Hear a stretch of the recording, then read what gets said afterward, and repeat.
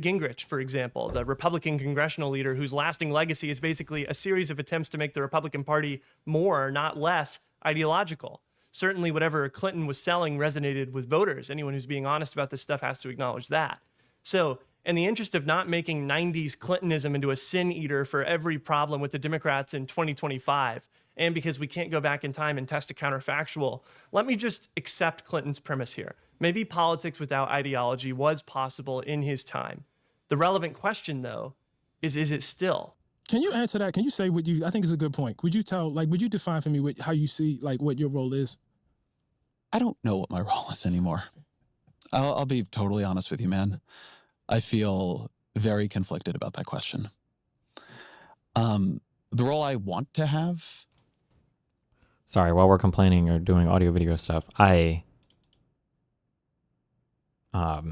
hate the sound of these mics that are so massively compressed. There's a character to the sound that is criminal to me, and I fucking hate it. It's so bad. Oh my God, it drives me crazy.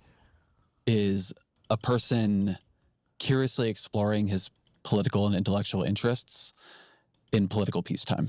That was Ezra Klein speaking to Ta-Nehisi. I think Hasan might have fixed his recently, maybe because I complained about it so much. I don't know if his is still doing it, but Hasan's used to be massively overcompressed as well. Coates, the famous author. We see the parallels, right? Ezra Klein sees his ideal role as someone curiously exploring how to make the world a better place in a world where there's an overlapping consensus on the fundamentals of our system. I think that's what he means. Pay attention in the tape we're showing. It's striking to me how well this clip tracks with the feeling coming from all sorts of institutional liberals since the 2024 election. Total dejection. Fuck, I can't. Every time I hear Tucker Carlson, I just hear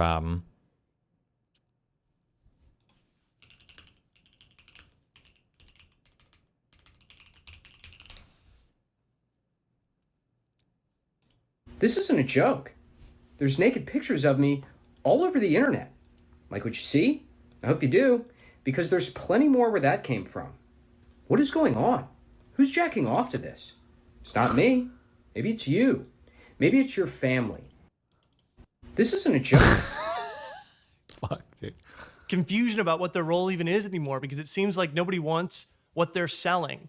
And what are they selling? Liberalism, not as an ideology committed to liberty, equality, and self-government, but liberalism as the pursuit of a value-neutral, overlapping consensus. Here's Ezra Klein again. Right wing. I just think in many ways we were not practicing politics. Okay. We're doing something else. But now I'm going to pull us up from the... Whoa!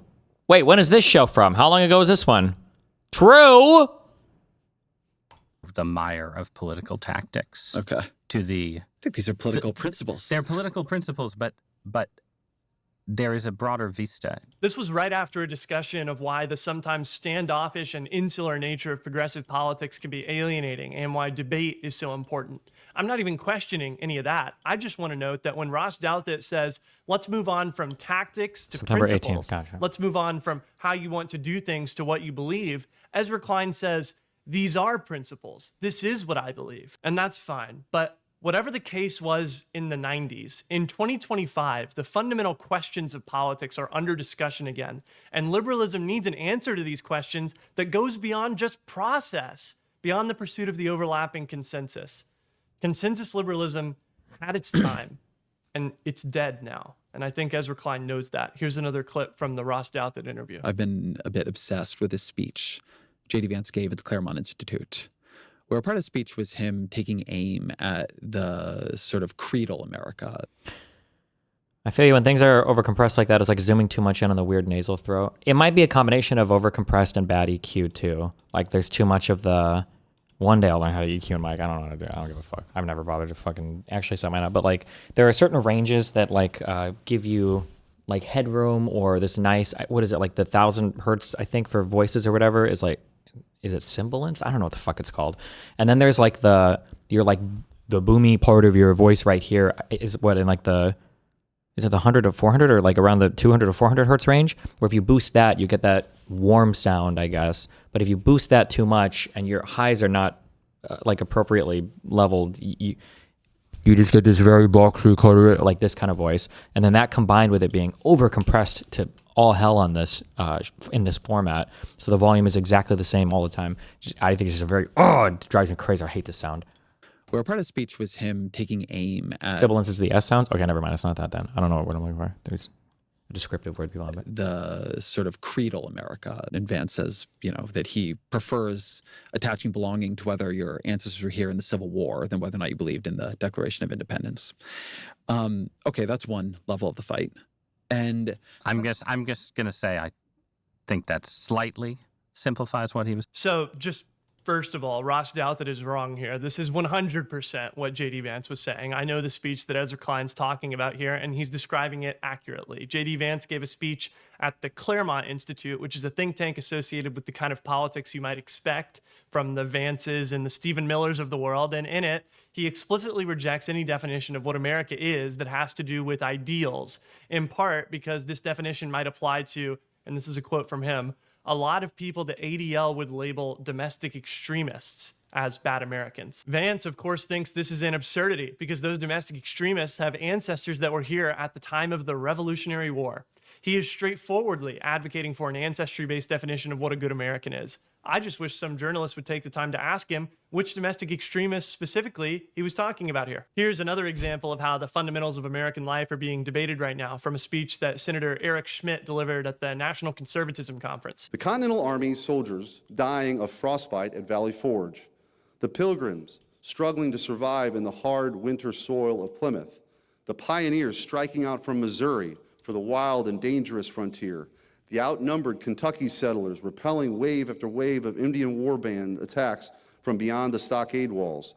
All of them will be astonished to hear that they were only fighting for a proposition. It's so interesting that he uses the word proposition here. Let me dwell on that for a second. Do you remember what Ezra Klein said about J.D. Vance's speech? J.D. uses the formulation of creedal America when he's trying to say that what an American is should be based on ancestry and not values. So when I heard Senator Schmidt use the word proposition instead of saying creedal, or even the more common right-wing shibboleth of America is not an idea, it stuck out to me. Where else has the word proposition been used to define America before? Who is Senator Schmidt arguing with here whenever he says that America is not a proposition? Only the most famous interpretation of the ideas in the Declaration of Independence ever written, Abraham Lincoln's Gettysburg Address. 77 years ago, our fathers brought forth on this continent a new nation, conceived in liberty and dedicated to the proposition that all men are created equal. This text, this interpretation of what America is fundamentally about, has been considered so important, so integral for so long that it's printed alongside the Declaration of Independence and the Constitution in this little book I have from 1936. I could go on like this for an hour with different examples. The Republican staffers that are now openly admiring Hitler. The Vice President of the United States has on multiple occasions declared that he's influenced by a guy who thinks that America should be a monarchy and that the world needs a dark enlightenment because the actual enlightenment, the intellectual and cultural movement that gave us self-government and human rights, is bad exactly because it made people more free. These guys hate that the United States is a product of Enlightenment liberalism, and so you often see them described as post-liberals because they want the world to move on from liberalism. And just to be absolutely clear, when I say move on from liberalism, I don't mean be slightly less woke. I mean no more liberal democracy. I don't even really like using the term post-liberal because I think it gets the direction exactly backwards. These people want something that's pre-liberal, pre-enlightenment. Instead of liberty, we'll have conformity. Instead of equality, we'll have hierarchy. We'll be a society of pastoral peasants who all know their place. That's what the illiberal right promises. That's their idea of America. Consensus liberalism is dead because the radical right has a reactionary agenda to remake America. In Eric Schmidt's words, For decades, the mainstream consensus on the left and the right alike seemed to be that America itself was just an idea, a vehicle for global liberalism.